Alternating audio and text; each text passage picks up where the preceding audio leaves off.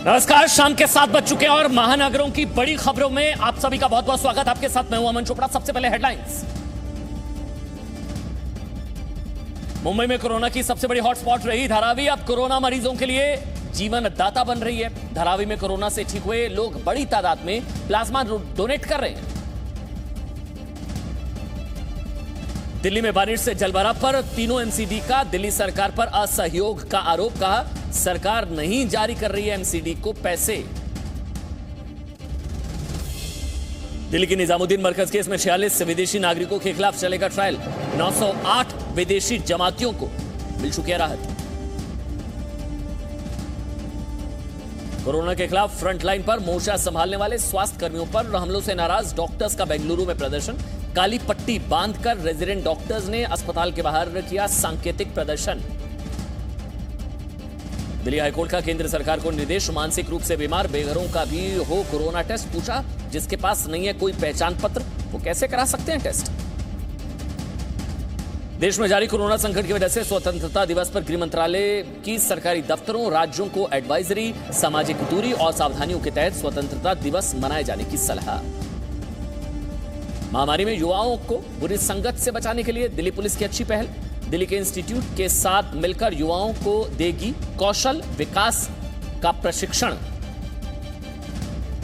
अभिनेता सुशांत सिंह राजपूत केस में कंगना का मुंबई पुलिस को जवाब, या तो मनाली आकर रिकॉर्ड कर ले बयान या फिर सवाल भेज दें, ऑनलाइन भेज दूंगी जवाब। मध्य प्रदेश की राजधानी भोपाल में 10 दिनों के लॉकडाउन का ऐलान किया गया। यह लॉकडाउन आज से 3 अगस्त तक जारी रहेगा। प्रतिबंध के दौरान जरूरी सेवाओं पर रोक नहीं रहेगी। कांग्रेस ने कहा यह कुर्बानी रोकने की कोशिश है। पुणे में बुजुर्ग महिला के जज्बे की पूरा देश तारीफ कर रहा है। 85 साल की उम्र में सड़क पर लाठी से दिखाती हैं ये करतब।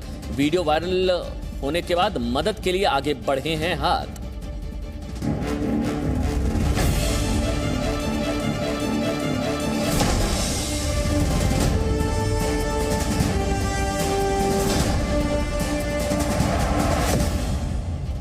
चलिए महानगरों की बड़ी खबर में जल्दी से 2 बड़ी खबरें आपको बता देते हैं। आपको बताएंगे किस तरह उत्तर प्रदेश की पुलिस मुख्यमंत्री योगी आदित्यनाथ के अपराध मुक्त समाज के संकल्प पर ग्रहण लगा रही है। गाजियाबाद के बाद अब कानपुर पुलिस के कामकाज के तरीकों पर सवाल उठे हैं। जबकि मुंबई एडिशन में बात होगी अभिनेता सुशांत सिंह राजपूत की, जिनकी आखिरी फिल्म दिल बेचारा अब से थोड़ी देर बाद रिलीज होने वाली है। तो वहीं सुशांत की मौत के मामले में मुंबई पुलिस के समन पर कंगना रनौत ने क्या जवाब दिया है, यह भी आपको आज हम दिखाने जा रहे हैं। महानगरों की 2 बड़ी खबरें और इस बीच एक बड़ी खबर आपको बताना है पर जरूरी। सबसे पहले आपको बता दें कानपुर में संजीत यादव के अपहरण और हत्या मामले में अब तक का अपडेट आपको बता देते हैं। कानपुर में संजीत यादव अपहरण मामले में, हत्या मामले में 4 पुलिस वाले सस्पेंड कर दिए गए हैं। आईपीएस अफसर और कानपुर दक्षिण की एएसपी अपर्णा गुप्ता सस्पेंड। बड़ी खबर इस वक्त की, तत्कालीन circle officer Manoj Gupta suspend. फिरौती के आरोप की जांच पुलिस मुख्यालय के एडीजी वीपी जोगदंड करेंगे। मृतक संजीत यादव के शव की जो तलाश है वो तेज कर दी गई है। बड़ी खबर है इस वक्त की।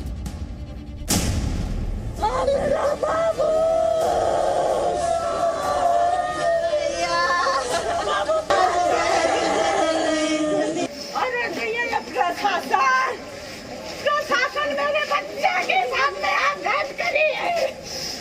मेरा बाबू, अपने बाबू का नाश्ता करवा के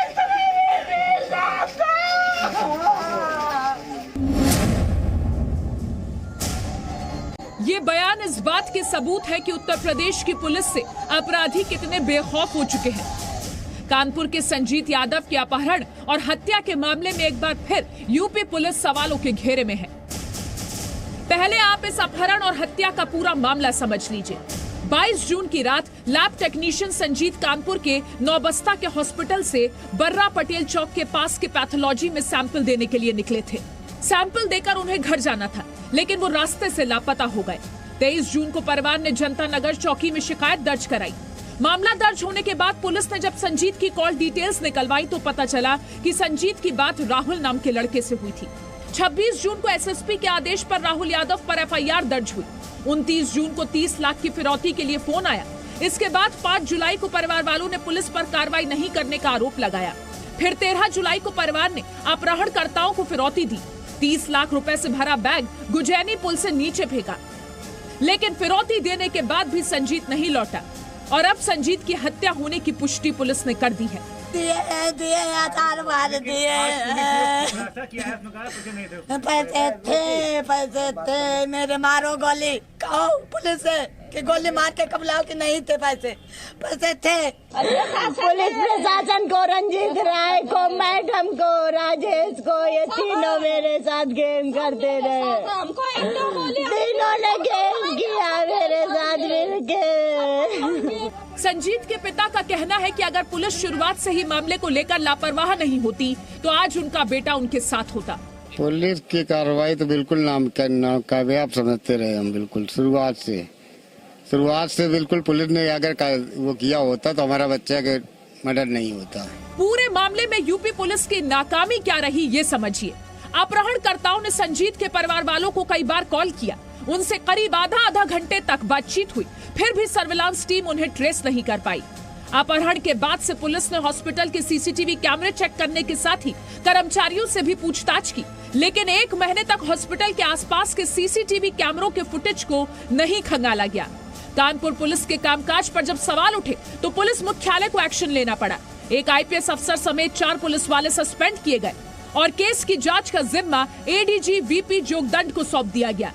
इसके दोस्त थे वही इसमें इस अपहरणकर्ता में सामने आए हैं। इसके अलावा एक ज्ञानेंद्र यादव नाम का व्यक्ति जिसकी गाड़ी से अपहरण किया गया था, 4 पहिया गाड़ी से, वो इसका मास्टरमाइंड निकला है। वो उस गाड़ी को बरामद कर लिया गया है। संजीत यादव से पहले उत्तर प्रदेश के ही गाजियाबाद में 20 जुलाई को बदमाशों ने पत्रकार विक्रम जोशी की हत्या इसलिए कर दी थी क्योंकि उन्होंने अपनी भांजी के साथ छेड़खानी की शिकायत पुलिस से की थी। यहाँ भी पुलिस ने समय रहते हुए कार्रवाई नहीं की और अब कानपुर पुलिस ने भी कुछ ऐसा ही किया है। ऐसे में सवाल है कि उत्तर प्रदेश की पुलिस कब तक मुख्यमंत्री योगी आदित्यनाथ के अपराध मुक्त समाज के संकल्प पर ग्रहण लगाती रहेगी। ब्यूरो रिपोर्ट, जी मीडिया। और एक और बड़ी खबर आपको जल्दी से बता देते हैं। 46 विदेशी जमातियों पर दिल्ली की अदालत में चलेगा मुकदमा। 46 विदेशी जमातियों पर दिल्ली की अदालत में चलेगा मुकदमा।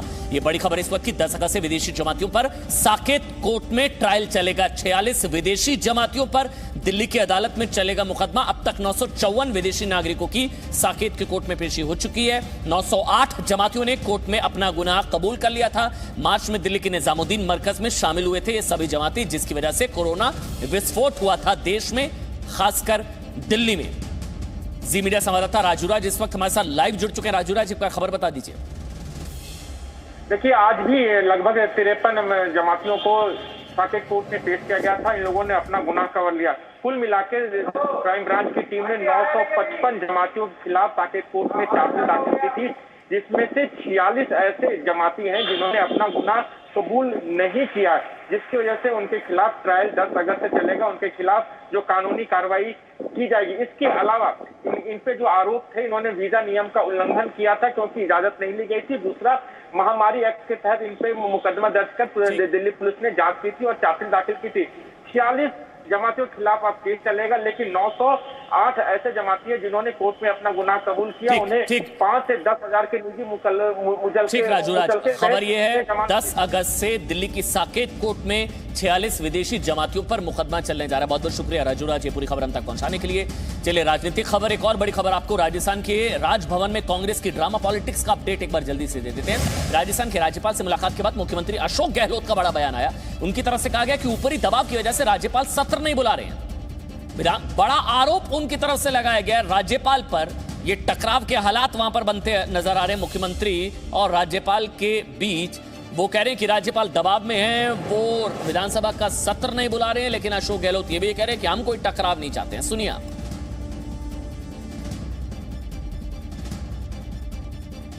और मुझे यकीन है कि माननीय राज्यपाल महोदय कलराज मिश्र जी, जिनका अपना एक व्यक्तित्व रहा है, पक्ष विपक्ष उनका सम्मान करता है देश के अंदर, दुनिया, दिल्ली के अंदर भी, और वो दबाव में नहीं आएंगे क्योंकि संवैधानिक पद जो होता है, शपथ ली जाती है, उनको कई मौके ऐसे आते जिंदगी के अंदर निर्णय करने के वक्त में उनको बोल्डली निर्णय करना चाहिए। राजभवन का घेराव करेगी, फिर आप उसका दोष हमें मत दीजिएगा।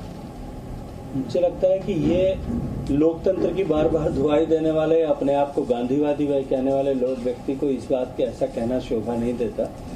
किसी भी संवैधानिक पद की अपनी मर्यादा है, उस मर्यादा को बनाए रखते हुए आचरण करने की जिम्मेदारी हम सब की है। राजस्थान सरकार के नेता प्रतिपक्ष आदरणीय गुलाब जी ने बयान दिया है और अपनी प्रतिक्रिया देते हुए कहा है कि राजस्थान की पुलिस पर हमको भरोसा नहीं है, अब तुरंत राजभवन की सुरक्षा के लिए सीआरपीएफ बुलाई जानी चाहिए। लेकिन राजस्थान में होगा क्या, ये किसी को नहीं पता लग पा रहा है। पिक्चर का क्लाइमेक्स किसी को नहीं पता है। वैसे राखी का त्योहार नजदीक है, आप जानते हैं, और बाजारों में राखी की दुकानें सजी हुई हैं, लेकिन इस बार आपको स्वदेशी राखियां ही बिकती हुई दिख रही होंगी। दरअसल चीन के सामान के बहिष्कार की वजह से confederation of all India traders बड़ी तादाद में स्वदेशी राखियां बनवा रही है।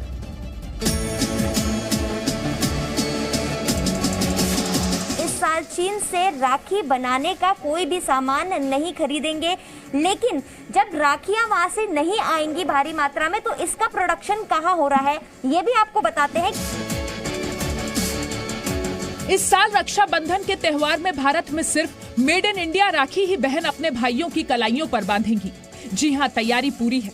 इस तरह देश के कई शहरों में घर की छत पर बड़ी तादाद में राखी बनाई जा रही है। Confederation of all India traders ने तय किया है कि देश में इस साल न ही चीन में बनी राखियां खरीदी जाएंगी और न ही बेची जाएंगी। इसके लिए खासतौर पर देश के अलग अलग शहरों में लोगों को राखियां बनाने की ट्रेनिंग दी जा रही है। इनमें वो लोग शामिल हैं जिनका रोजगार लॉकडाउन में छूट गया है। कोई ब्यूटी पार्लर में काम करती थी, एक महिलाएं हैं जो घर में काम करती थी, भाई साहब हैं जो ड्राइवर थे, एक भाई साहब हैं जो रेस्टोरेंट में काम करते थे। तो रेस्टोरेंट बंद हो जाने की वजह से, ऑफिसेज बंद हो जाने की वजह से इन सब का काम चला गया। तो जितनी बहनें, इनमें से हमारी 3 से 4 बहनें वो हैं जो कि मतलब सिलाई का काम करती हैं, जिनको कि हमने राखी बनाना सिखाया। सिर्फ दिल्ली में पिछले 5 दिनों में अब तक 1.5 लाख राखियां बनाई जा चुकी हैं। इसके अलावा देश भर में अलग अलग शहरों में कुल मिलाकर इस साल 30 से 40 करोड़ राखियां बनाई जाएंगी। इस अभियान के चलते सिर्फ दिल्ली में 300 से ज्यादा लोगों को रोजगार दिया गया है, जो हर दिन 700 से 1000 रुपए तक कमा रहे हैं। इस बार ये बिल्कुल तय है कि भारतीय राखी या हिंदुस्तानी राखी जो हम पूरे देश में जिसको प्रचलित कर रहे हैं, वो इस राखी के त्योहार पर चीन को कम से कम 4000 करोड़ रुपए के व्यापार का घाटा जरूर दे। एक रिपोर्ट के मुताबिक रक्षाबंधन के मौके पर चीन की कंपनियों को करीब 4000 करोड़ का कारोबार करने का मौका मिलता था, लेकिन इस साल उसने गलवान में जो बड़ी गलती की उसका खामियाजा उसे चुकाना पड़ रहा है।